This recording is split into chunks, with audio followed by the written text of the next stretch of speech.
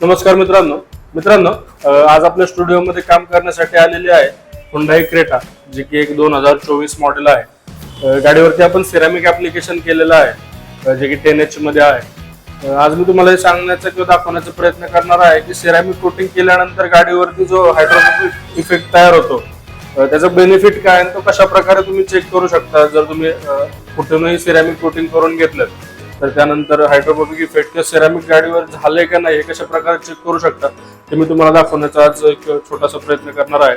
तर सगळ्यात मेन म्हणजे ह्या सिरॅमिक कोटिंग नंतर जो हायड्रोफोबिक इफेक्ट होतो त्या हायड्रोफोबिक इफेक्ट नंतर गाडीवर कसल्याही प्रकारचं पाणी थांबत नाही। तुम्ही पाहू शकता व्हिडिओमध्ये गाडीवरती पाणी अजिबात थांबत नाही। मी अजून 2-3 पार्ट्सवर तुम्हाला दाखवतो की गाडीवरती जे पाणी आहे कसल्याही प्रकारे पाणी गाडीवरती थांबत नाही। त्याचा बेनिफिट असा होतो की गाडीवरती जर पाणी थांबलं तर त्या पाण्याबरोबर जे काही डस्ट पार्टिकल वगैरे पाण्यात राहतात ते आपल्या कारचा जो कलर आहे त्यावर इफेक्ट करतात। डस्ट पार्टिकल मुळे कार जी आहे ती कालांतराने थोडीशी डल पडायला सुरुवात होते वगैरे। तर अशा प्रकारे तुम्ही तुमच्या कारवर जे सिरॅमिक कोटिंग झाले का नाही हे चेक करू शकता। आपणही आपल्या कारवर जर अशा प्रकारचे कोटिंग करू इच्छिता तर नक्की आम्हाला संपर्क करा। Mister detailer, Katraj, Pune.